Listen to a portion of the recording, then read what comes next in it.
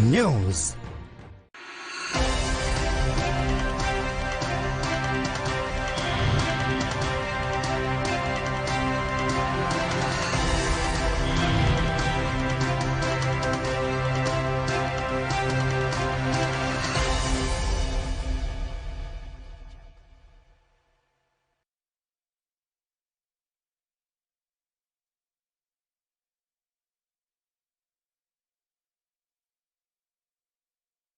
गुरु तेग बहादुर सिमरिए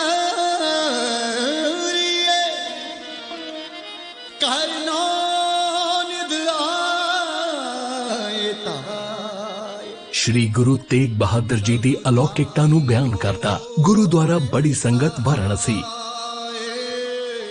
इत्थे धन धन श्री गुरु तेग बहादुर साहिब महाराज जी ने अपने चरण पाए ते 7 महीने 13 दिन तप किया। इत्थे धन धन श्री गुरु तेग बहादुर साहिब महाराज जी ने गंगा का सोमा प्रगट किया। गुरु तेग बहादुर साहिब महाराज जी के जोड़े, गुरु तेग बहादुर साहिब महाराज जी का चोला साहिब, इस तो इलावा हथ लिखे हुक्मनामे इस गुरुद्वारा साहिब विखे शोभायमान ने। गुरु साहिब जी दी शांति, सरलता अते सहजता दी रूपमानी करदे इस पवित्र स्थान दे दर्शन कर संगतां निहाल होंदियां हन।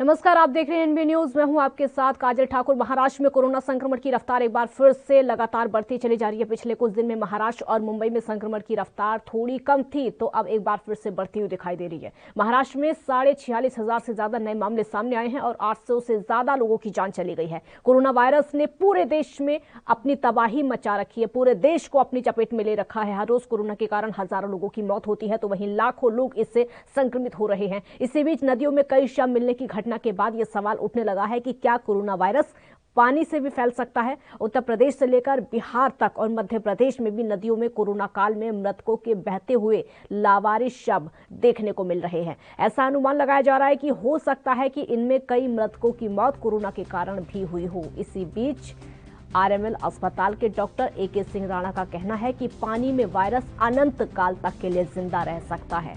उनका कहना है कि अगर कोविड से मरे मरीजों के शव नदी में प्रवाहित किए जा रहे हैं, तो हो सकता है कि ऐसे में हम उस वायरस को भी नदी में पानी के प्रवाह के साथ प्रवाहित कर रहे हैं। ऐसे में शवों को नदी में फेंकने से वायरस के फैलने का खतरा और ज्यादा बढ़ जाता है। लेकिन महाराष्ट्र की अगर बात करें, जहां पर स्थिति थोड़ी सी थमी थी, अब एक बार फिर से वहां पर वायरस फैलने लगा है, संक्रमितों की संख्या बढ़ने लगी है। देश की राजधानी में वैक्सीन पूरी तरीके से खत्म हो चुकी है, कोवैक्सीन खत्म हो चुकी है। वहां पर कोवैक्सीन का स्टॉक बिल्कुल नहीं है।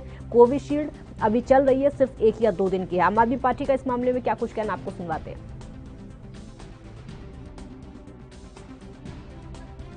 आज दिल्ली में जो वैक्सीनेशन का स्टेटस है, कोविड-19 के वैक्सीनेशन का स्टेटस, वो मैं आपसे साझा करने जा रही हूं। जैसा आपको पता है, हम रोज शाम को दिल्ली के वैक्सीनेशन का बुलेटिन रिलीज करते हैं, क्योंकि आज हर दिल्ली वाला कोविड की बीमारी से परेशान है, चिंतित है, और सब ये चाहते हैं कि उनको जल्द से जल्द वैक्सीन लग जाए, और हर दिल्ली का निवासी वैक्सीन की क्या अवेलेबिलिटी है ये जानना चाहते हैं।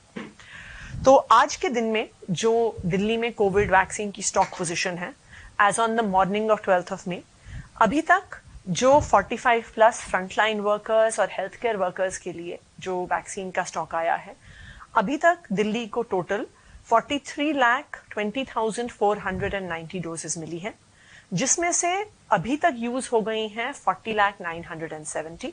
तो दिल्ली के पास अभी भी 3,19,520 डोजेस 45+ हेल्थ केयर वर्कर्स और फ्रंटलाइन वर्कर्स के लिए उपलब्ध है। जहां तक की बात है 18+ यानी 18 से 44 के एज ग्रुप की वैक्सीनेशन के लिए, अभी तक दिल्ली को कुल मिला के 1,50,000 डोजेस मिली है कोवैक्सीन की, और कोविशील्ड की 6,67,690 डोजेस मिली है, जिसमें से कल शाम को ही एक कंसाइनमेंट कोविशील्ड का दिल्ली सरकार के पास आया है, जो हमने कल कि बुलेटिन में आपसे शेयर भी किया था कि कंसाइनमेंट एक्सपेक्टेड है। वो कंसाइनमेंट कल शाम को पहुंच गया था, जिसमें 2,67,690 कोविशील्ड की डोजेज 18 से 44 साल के एज ग्रुप के लिए दिल्ली को मिली है। तो इसके साथ अभी तक जो टोटल स्टॉक वैक्सीन का दिल्ली को मिला है for the age group of 18 to 44 वो पहुंच गया है 8,17,000 पे, जिसमें से 3,82,000 3,82,000 यूज हो चुका है और 4,35,000 अगले कुछ दिनों की वैक्सीनेशन के लिए बचा हुआ है। कल जो वैक्सीनेशन एडमिनिस्टर हुई टोटल 1,28,800 वैक्सीन की डोजेस कल एडमिनिस्टर की गई, जिसमें से जो फर्स्ट डोज एडमिनिस्टर हुई थी वो 383,829 और जो सेकेंड डोज एडमिनिस्टर हुई थी वो थी 44,971। कल के आंकड़ों को मिलाकर दिल्ली का टोटल वैक्सीनेशंस जो एडमिनिस्टर हुई हैं उसका फिगर पहुंच गया है 41,64,612 पे। अभी वैक्सीनेशन सेंटर्स, दिल्ली सरकार की लगातार कोशिश रही है कि हम वैक्सीनेशन सेंटर्स बढ़ाते रहें। हम अपनी कैपेसिटी 3 लाख पर डे यानी हर दिन 3 लाख वैक्सीनेशन हो सके वहां तक पहुंचने के प्रयास में है और दिल्ली की कैपेसिटी वहां तक पहुंच भी रही है। लेकिन जैसा कि हमने कल आपको बताया था कि क्योंकि कोवैक्सीन का स्टॉक लगभग खत्म था, डिस्पाइट द फैक्ट कि स्कूल्स जहां पे वैक्सीन लग रही है और उसके अंदर जो सेंटर्स हैं वो बढ़ाए गए हैं दिल्ली सरकार द्वारा, लेकिन कोवैक्सीन खत्म होने की वजह से टेम्पररी तौर पे तकरीबन 100 ऐसे सेंटर्स जहां पे कोवैक्सीन लग रही थी आज से टेम्पररी तौर पर बंद हो चुके हैं। आज क्योंकि कुछ सुबह तक थोड़ा बहुत कोवैक्सीन का स्टॉक अवेलेबल था, आज सुबह करीब 16,900 डोजेस एज ऑन 12th में मॉर्निंग अवेलेबल थी। तो कुछ सेंटर्स में कोवैक्सीन आज भी लगा है, लेकिन जो 44 सेंटर्स हैं जहां पे कोवैक्सीन आज लगा है उनका भी स्टॉक आज खत्म हो जाएगा और से दिल्ली में किसी भी सेंटर पे शायद कोवैक्सीन नहीं लगेगी। जैसा आज मनीष सिसोदिया जी ने, डिप्टी चीफ मिनिस्टर ने अपनी प्रेस कॉन्फ्रेंस में साझा भी किया कि भारत बायोटेक ने दिल्ली को और कोवैक्सीन की डोजेस देने से मना कर दिया है, लेकिन हम उम्मीद कर रहे हैं कि केंद्र सरकार इसमें इंटरवीन करेगी और जल्द से जल्द कोवैक्सीन की और डोजेस मंगवाएगी, क्योंकि कुछ ही दिनों में जो 18 to 44 के एज ग्रुप के लोगों को पहली डोज वैक्सीन की मिली है, कुछ ही दिनों में उनकी सेकेंड डोज लगने का भी समय आ जाएगा। तो हम उम्मीद करते हैं कि सेकेंड डोज लगने से पहले केंद्र सरकार भारत बायोटेक के माध्यम से हमें वैक्सीन की और डोजेस दिलवाएगी। जो हमारा वैक्सीन स्टॉक अभी बचा हुआ है, health care workers, frontline workers और 45+ की कैटेगरी के लोगों के लिए अभी 4 दिन का कोवैक्सीन का स्टॉक और 3 दिन की कोविशील्ड का स्टॉक। हमारे साथ इस समय राजीव तिवारी संवाददाता दिल्ली से लाइव जुड़ चुके हैं। राजीव, कोवैक्सीन का स्टॉक तो लगभग दिल्ली में खत्म हो चुका है, क्या जानकारी है? देखिए, दिल्ली के अंदर जो कोवैक्सीन है वो खत्म हो चुकी है। दिल्ली सरकार ने 100 सेंटरों को बंद कर दिया गया है, जिसके अंदर 18 साल से ऊपर के लोगों के लिए वैक्सीन उपलब्ध कराई जाती है। मतलब बात करें वैक्सीनेशन की तो लगातार कहीं ना कहीं 45 साल के ऊपर के लोगों के लिए अभी वैक्सीन बची हुई है, मतलब भी कुछ ज्यादा लंबे समय तक नहीं रह पाई थी, वो भी खत्म होने वाली है। कुछ समय का ही स्टॉक रह गया, मगर इस तरीके से लगातार दिल्ली सरकार केंद्र सरकार से गुहार लगा रही है उनको वैक्सीन उपलब्ध कराई जाए और खुले बाजार के अंदर वैक्सीन उपलब्ध कराई जाए। क्योंकि तो जो फॉर्मूला है वो और कंपनियों को दिया जाए ताकि और कंपनियां भी जो सक्षम है, जो बना सकती हैं, जो वैक्सीन उपलब्ध करा सकती हैं, उनको इसको फॉर्मूला दिया जाए और ताकि वो भी कहीं ना कहीं बाजारों के अंदर वैक्सीन उपलब्ध कराई जाए और उससे कहीं ना कहीं जो लोगों को लिए वैक्सीन उपलब्ध करानी है, यानी कि हर व्यक्ति तक वैक्सीन पहुंचानी है, उसके लिए भी कहीं ना कहीं जनता का सहयोग चाहिए और सरकारों का भी सहयोग चाहिए। मगर जिस तरीके से दिल्ली सरकार निरंतर कोशिश कर रही थी वो कोशिश अब विफल होती नजर आ रही है, क्योंकि जिस तरीके से राज्य सरकार और केंद्र सरकार के बीच में तालमेल नहीं मिल रहा है, वैक्सीन की कमी है, केंद्र सरकार की तरफ से अभी वैक्सीन नहीं दी जा रही है, क्योंकि कोवैक्सीन खत्म हो चुकी है। तो 18 साल से ऊपर के लोगों के लिए जो लक्ष्य रखा गया था कि वैक्सीन हर व्यक्ति तक पहुंचानी है, मगर अब उसके अंदर बिल्कुल रुकावट आ चुकी है। यहाँ तक सेंटर बंद कर दिए गए हैं। दिल्ली सरकार निरंतर कोशिश कर रही थी, मगर कोशिश अब विफल है, क्योंकि जिस तरीके से बाजारों के अस्पतालों के अंदर जो कहे या फिर कोई सेंटरों की बात करें, वहां पर अब वैक्सीन नहीं है और लगातार वैक्सीन थोड़ी बहुत जो रह दी गई है तो कुछ ही समय के लिए, मगर इससे कहीं ना कहीं जनता नाराज है और जनता कहीं ना कहीं अपना गुस्सा भी दिखाती नजर आ रही है। क्योंकि जब उनसे पूछो तो क्या आपको वैक्सीन मिली है या फिर टीकाकरण मिला है, तो उनका साफ कहना है कि राजनीति करी जा रही है, हमारे बारे में नहीं सोचा जा रहा है और वैक्सीन जो है वो सिर्फ अपने अपने लोगों को दी जा रही है या फिर केंद्र सरकार जो है तो दिल्ली को वैक्सीन नहीं दे रही है। मगर यही स्थिति ऑक्सीजन को लेकर भी है, क्योंकि जिस तरीके से दिल्ली सरकार ऑक्सीजन की किल्लत को लेकर लगातार कहीं ना कहीं हाईकोर्ट और सुप्रीम कोर्ट का दबाव हटाया गया था और उसके अंदर भी कहा गया था 700 मैट्रिक टन दिल्ली को पर डे ऑक्सीजन चाहिए, मगर उसमें भी अभी 700 मैट्रिक टन ऑक्सीजन नहीं मिल रही है, लगातार उसमें भी कमी देखने को मिल रही है। मगर साफ जाहिर है कहीं ना कहीं राजनीति की जा रही है, राजनीति के अलावा जनता के बारे में नहीं सोचा जा रहा है। जी क्या आज वैक्सीन लग रही है? अगर लग रही है दिल्ली में आज वैक्सीन, तो लगभग कितने सेंटर्स पर?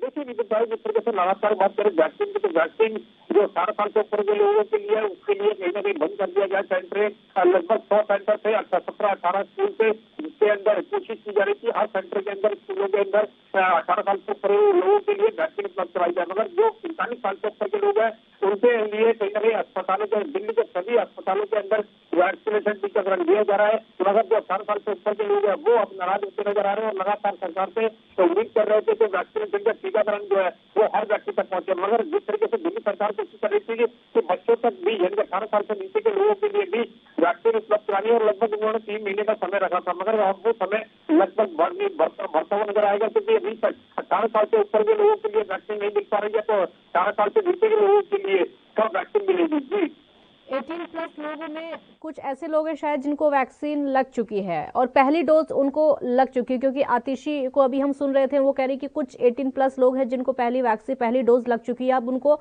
दूसरी डोज चाहिए, वो कैसे आएगी? देखिए बिल्कुल सही कहा आपने। यहाँ पर बात करें पहली डोज की, तो यानी कि जो 18 साल के वो लोग हैं जिन्होंने 3 तारीख तक जो टीकाकरण करवाया था, यानी कि पहली डोज मिल चुकी थी, मगर अब दूसरी डोज के लिए भी कहीं ना कहीं उनको समय लगेगा, क्योंकि अभी तक पहले लोग जिन्होंने रजिस्ट्रेशन करा रखा है उन लोगों को नहीं मिल पा रही है, तो कहीं ना कहीं दिक्कतें जरूर है। मगर कहीं ना कहीं केंद्र सरकार और राज्य सरकार दोनों ही कहीं ना कहीं राजनीति कर रही है और जनता के बारे में नहीं सोचा जा रहा है, क्योंकि केंद्र सरकार से खुद बार बार अपील की जा रही है क्या वैक्सीन उपलब्ध कराई जाए, ऑक्सीजन उपलब्ध कराई जाए। अस्पतालों की हालत जो है वो खुद डॉक्टर भी बताते नजर आ रहे हैं कि डॉक्टर भी कह रहे हैं कि ऑक्सीजन खत्म है, वैक्सीन खत्म है, तो वो इलाज कैसे करेंगे। मगर कहीं ना कहीं केंद्र सरकार शायद इस तरफ नहीं गौर कर रही है और कहीं ना कहीं लोगों को शायद मरने के लिए छोड़ा जा रहा है, क्योंकि केंद्र सरकार की तरफ से ऑक्सीजन भी जितनी मांगी जा रही है उतनी नहीं दी जा रही है। और यहाँ तक कि दिल्ली के अंदर अब वैक्सीन भी नहीं है और राज्यों की बात करें तो और राज्यों के अंदर भी वैक्सीन खत्म हो चुकी है। तो सर साफ जाहिर है कहीं ना कहीं स्थिति को संभालने के लिए केंद्र सरकार को कुछ कड़े कदम उठाने चाहिए थे, चाहे वो पीएफ के फंड से पैसा निकाला जाए या फिर कहीं और फंडों से पैसा निकाला जाए, मगर सीधे सीधे लोगों की जान बचाने की बात है, मगर लोगों की जान अभी तक बचती हुई नजर नहीं आ रही, क्योंकि वैक्सीन और ऑक्सीजन दोनों ही सबसे ज्यादा खत्म होती नजर आ रही है। जी भारत बायोटेक की तरफ से वैक्सीन देने को मना कर दिया गया है दिल्ली को, कि भारत बायोटेक का दिल्ली को वैक्सीन नहीं देगा, क्या लग रहा है इसके पीछे?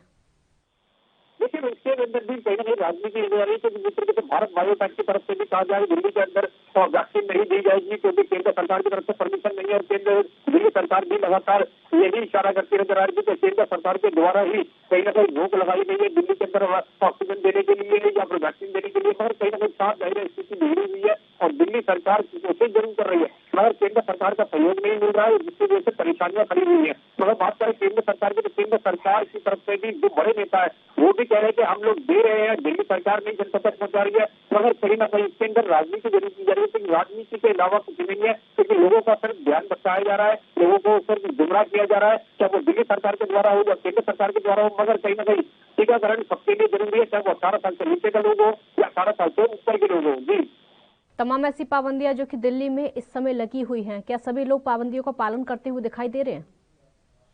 देखिए बिल्कुल बताया जिस तरीके से बात करें कोविड गाइडलाइन की, यानी कि जो कर्फ्यू लगाया गया, यानी कि लॉकडाउन लगाया गया, मिनी लॉकडाउन लगाया हुआ है, उसके अंदर लोग बात सख्ती जरूर कर रहे हैं, पालन भी करके नजर आ रहे हैं। बाजारों के क्योंकि बाजार ही बंद है, व्यापारियों ने मार्केटें बंद करी हुई है, दिल्ली की सभी मार्केटें बंद है। यहाँ से भी खुद व्यापारी संगठनों ने कहा है जब तक दिल्ली सरकार के कोशिश नहीं करेगी या फिर दिल्ली के अंदर कोरोना की रफ्तार खत्म नहीं होगी, जब तक वो मार्केटें नहीं खोलेंगे, चाहे एक महीना लगे या 2 महीने लगे, मगर कहीं ना कहीं आगे भी थोड़ी बहुत लापरवाही जरूर देखने को मिल रही है, क्योंकि लगातार कहीं ना कहीं व्यक्ति जो है वो किसी न किसी बहाने से बाहर निकलने की कोशिश कर रहे हैं, मगर साफ जाहिर है कहीं ना कहीं स्थिति को कंट्रोल करने की कोशिश करनी चाहिए थी और जनता भी काफी हद तक जो जागरूक लोग हैं वो सहयोग करते हुए नजर आ रहे हैं और जो जागरूक नहीं है वो ही सिर्फ अनदेखी कर रहे हैं। मगर कहीं ना कहीं अभी भी कहीं ना कहीं जनता को राहत देनी चाहिए थी, अस्पतालों के अंदर जो सुविधाएं होनी चाहिए थी वो बढ़ानी चाहिए थी, चाहे वो बेडों की हो, ऑक्सीजन की हो, वैक्सीन की हो या फिर और तमाम सुविधाएं होनी चाहिए, मगर कहीं ना कहीं अभी भी राजनीति है, राजनीति के अलावा कुछ नहीं किया जा रहा, मगर जनता को राहत दी है, राहत अभी तक मिलती नजर नहीं आ रही है। जी, ऑक्सीजन को लेकर दिल्ली में क्या हालात हैं? अस्पतालों में ऑक्सीजन किस तरीके से पहुंच रही है और क्या पूरी तरीके से अब ऑक्सीजन पहुंच पा रही है? कोई दिक्कत तो नहीं है ऑक्सीजन को लेकर? देखिए निश्चित है, जिस तरीके से बात करें दिल्ली के अंदर की, तो दिल्ली के अंदर अस्पतालों के अंदर ऑक्सीजन की बिल्कुल कमी होती नजर आ रही है, मगर दिल्ली सरकार निरंतर कोशिश कर रही है, चाहे वो ऑक्सीजन मशीनें हो या कहते हैं ऑक्सीजन प्लांट लगाने की बात हो, वो लगातार कोशिश कर रही है। यहाँ तक कि दिल्ली के अंदर अभी लगभग 2 से 3 प्लांट स्टार्ट हो चुके हैं ऑक्सीजन के, जो संजय गांधी अस्पताल में है या सरदार पटेल हॉस्पिटल के अंदर है या फिर और अस्पतालों के अंदर खोलने की कोशिश की जा रही है। ऑक्सीजन की हालत जरूर थोड़ी बहुत सुधरती नजर आ रही है, मगर कहीं ना कहीं वैक्सीन की जिस तरीके से कमी नजर आ रही है, तो साफ जारी है वैक्सीन से ही इलाज करना है और वैक्सीन का टीकाकरण ही कोरोना जैसे महामारी से बचाव के लिए सबसे ज्यादा कारगर है, मगर अभी तक वैक्सीन नहीं मिल पा रही है और जो पूरी वैक्सीन है वो ही खत्म हो चुकी है और कहीं ना कहीं दिक्कतें आएंगी। अब देखना होगा केंद्र सरकार कब वैक्सीन देगी दिल्ली को या फिर और राज्यों को, और कहीं ना कहीं जो टीकाकरण रुका हुआ है वो कब स्टार्ट होगा ये जरूर देखना होगा। मगर कहीं ना कहीं जनता अभी भी नाराज है, चाहे वो केंद्र सरकार हो या फिर राज्य सरकार हो या फिर तमाम अधिकारी हो, सबसे नाराज जनता होती नजर आ रही है और जनता अपना गुस्सा दिखाती हुई भी नजर आ रही है, क्योंकि लोग जो है वो कहीं ना कहीं सरकारों को कोसते हुए नजर आ रहे हैं। जी बहुत शुक्रिया आपका। छोटे से ब्रेक के लिए यहाँ पर रुकेंगे, जल्द हाजिर होंगे।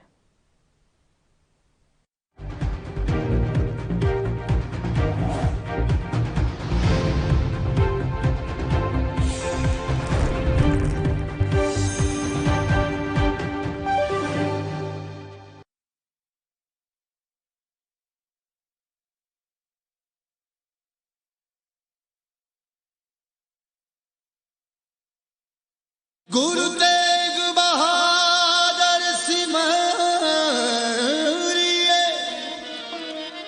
करनो निध इस पावन पवित्र अस्थान ते गुरु तेग बहादुर साहब सच्चे पातशाह जी 6 महीने 9 दिन रहे।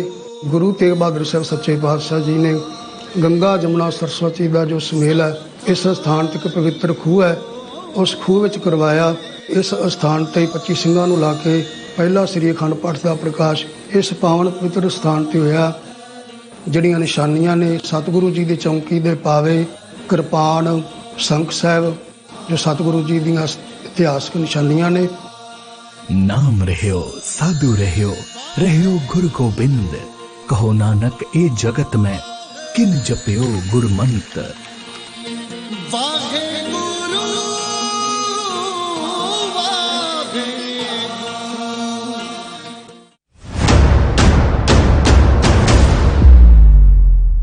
हक की बात दोपहर 12 बजे सिर्फ ANB न्यूज पर।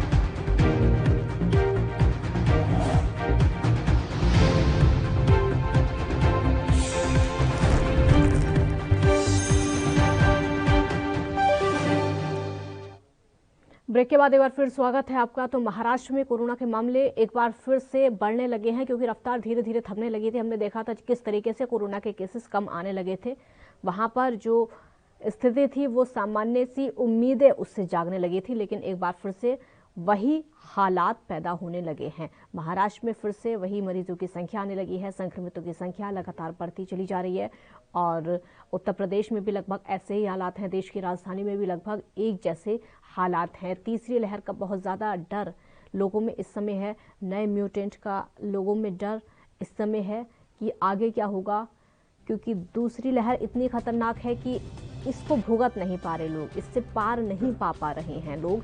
किस तरीके से इससे आगे बढ़ा जाएगा, कैसे इन परिस्थितियों से गुजरा जाएगा, क्योंकि हालात ये हो चुके हैं कि संक्रमितों की संख्या तो बढ़ी रही है, मौत के आंकड़े भी लगातार बढ़ते चले जा रहे हैं और मौत कोरोना की वजह से होना बहुत ज़्यादा दुखद, बहुत ज़्यादा तस्वीरें डराने वाली इस समय सामने आ रही है, क्योंकि नदियों में तैरते हुए जो शव नजर आ रहे हैं उसको देखकर दिल दहल उठता है कि आखिरकार ये हाल क्यों देश का हो रहा है, ये हाल क्यों देशवासियों का हो रहा है, इतनी बुरी हालत कैसे हो सकती है।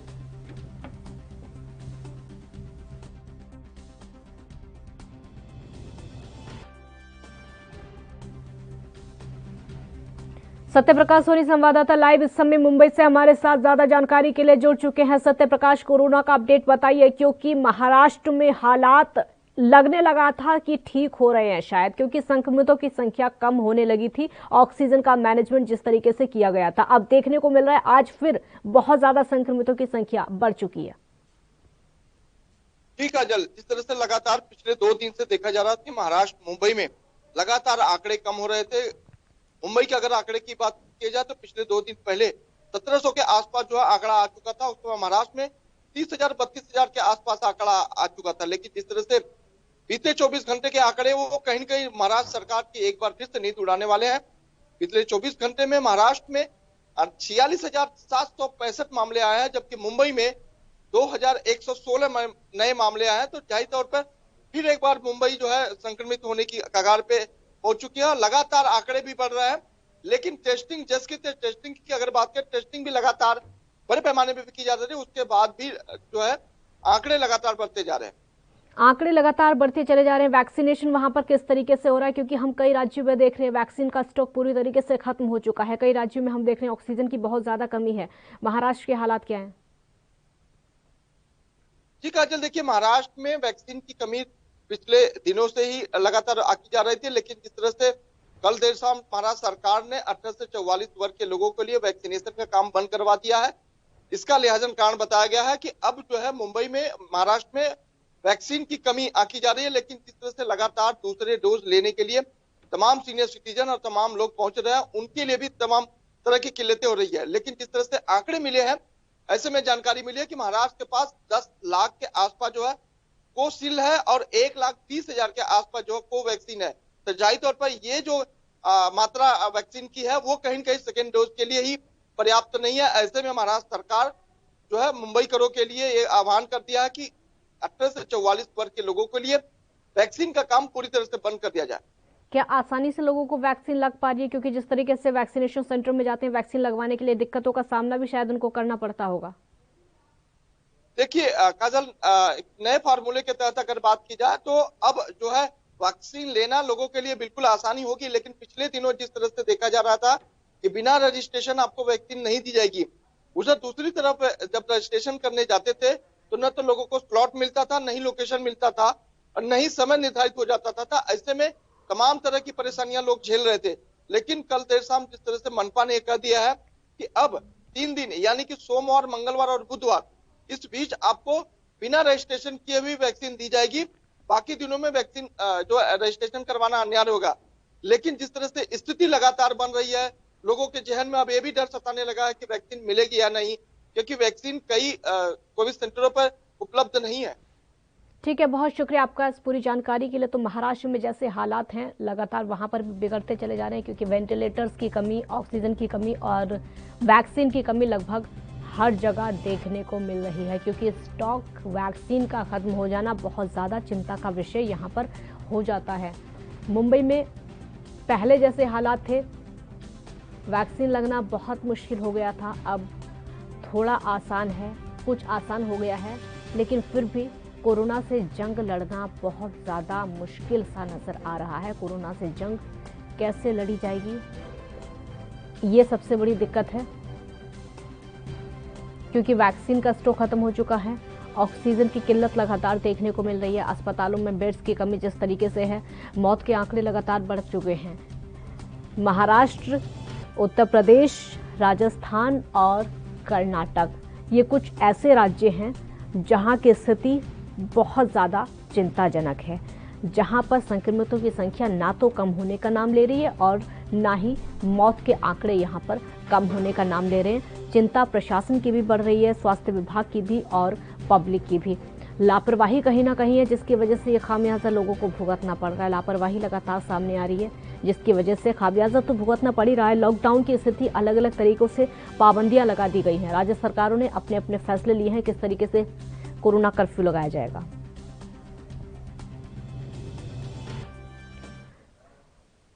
राजकुमार जायसवाल अमेठी से संवाददाता इस समय हमारे साथ लाइव जुड़ चुके हैं। राजकुमार, उत्तर प्रदेश का समय जैसा हाल है कोरोना के मामले में, कुछ ऐसे राज्य हैं, चाहे वो महाराष्ट्र हो, उत्तर प्रदेश हो या फिर कर्नाटक हो, राजस्थान हो, उत्तर प्रदेश भी उन्हीं राज्यों में शुमार है, टॉप 5 राज्यों में जहां पर कोरोना की स्थिति बहुत ज्यादा खतरनाक। जी काजल जी, आपको कि 24 घंटों में 18,125 नए केस आए हैं। वहीं पर कुल केसों की संख्या जो है 2,06,615 हो गई है। वहीं पर बीते 24 घंटों में पूरे लखनऊ की यूपी की बात करें तो 329 लोगों की मौत हुई है। इस प्रकार से यहाँ पे लगातार नए केसेस मिल रहे हैं, लेकिन सरकार का कहना है कि केसों में कहीं ना कहीं कमी आई है, जो कि बीते 4 से 5 दिनों में तो वास्तविकता ये है कि जी लगता आवाज नहीं आ पा रही है, नेटवर्क की प्रॉब्लम है। लेकिन जिस तरीके के हालात देश में हैं वो हम आपको स्थिति लगातार बता रहे हैं। उत्तर प्रदेश में जैसे हालात हैं हम उस हालातों से आपको रूबरू लगातार करवाते चले जा रहे हैं।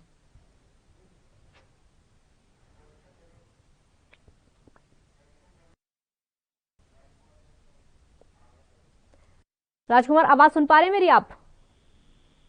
जी अपनी बात पूरी करिए, आवाज नहीं आ रही थी आपकी, अपनी बात पूरी करिए, क्योंकि उत्तर प्रदेश में चाहे सरकार जितने भी दावे कर ले लेकिन हालात वही हैं जो कि पूरे देश को पता है। जी हम आपको बता दें कि पूरे लखनऊ में जो है जिस हिसाब से जो है कोरोना के केसेस बढ़ रहे हैं, अभी तक जो है 18,125 केसेज आए हैं और 329 लोगों की मौत हुई है। लेकिन अगर बात करें तो 24 घंटों में जो है यहाँ पे टेस्टिंग का भी जो है आंकड़ा बढ़ा है। RT-PCR की जो है 2,45,000 जो है RT-PCR चेकिंग हुई है और ऐसे में जो है 26,712 लोग जो है स्वस्थ होकर अपने घर भी गए हैं। जी कई लोग हैं ऐसे जो कि ठीक होते चले जा रहे हैं, लेकिन उत्तर प्रदेश की मैं आपसे बात करूंगी। उत्तर प्रदेश की कई नदियों में देखा जा रहा है, वहां पर शव बहते हुए दिखाई दे रहे हैं। सरकार पर सवालिया निशान है, उत्तर प्रदेश के स्वास्थ्य विभाग पर सवालिया निशान है। हाँ, ये देखने को मिला है कि बीते 24 घंटों से ज्यादा हो गया। उस समय जो है लगभग 40 से ज्यादा ऐसी लाशें अज्ञात लाशें हैं जो गंगा नदी में मिली हैं और ऐसे में ये कयास लगाया जा रहा है कि ये जो लाशें हैं ये यूपी से बहकर जो है गंगा नदी में जो है आई है, ये जो बिहार की तरफ जाती है नदी। तो ऐसे में कहीं ना कहीं ये भी देखा जा रहा है कि एक शंका बनी हुई है कि ये कोरोना के केसेज हो सकते हैं, जो कोरोना से संबंधित मौतें हुई है। कहीं ना कहीं लोगों में जो भय बना था और अभी भी है कि जो है ऐसे जो जहाँ पे लकड़ियों की। ठीक है राजकुमार, बहुत शुक्रिया आपका इस पूरी जानकारी के लिए। तो पानी में अनंत काल तक वायरस रह सकता है, ये हमारे देश के वैज्ञानिकों का भी कहना है, डॉक्टर्स का भी कहना है, क्योंकि कोरोना की स्थिति जिस तरीके से भयावह होती जा रही है, दूसरी लहर खतरनाक है, तीसरी लहर का डर लोगों में है, नए नए म्यूटेंट देखने को मिल रहे हैं, उसका डर और ज्यादा है। बच्चों में इफेक्ट कर सकते हैं क्योंकि बच्चों के लिए अभी वैक्सीन बनी नहीं है, उसका ट्रायल बिल्कुल नहीं हो पाया है। लेकिन नदियों में जिस तरीके से शवों की बाढ़ आई हुई है वो चिंता का विषय है। सरकार पर सवालिया निशान, स्वास्थ्य विभाग पर सवालिया निशान। कैसे स्थिति सुधरेगी ये किसी के पास नहीं है, इसका हल, इसका समाधान किसी के पास नहीं है। सिर्फ और सिर्फ राजनीति हो रही है राज्य सरकारों और केंद्र सरकार के बीच में। बहुत शुक्रिया आपका, देखते रहिए ANB न्यूज। नमस्कार।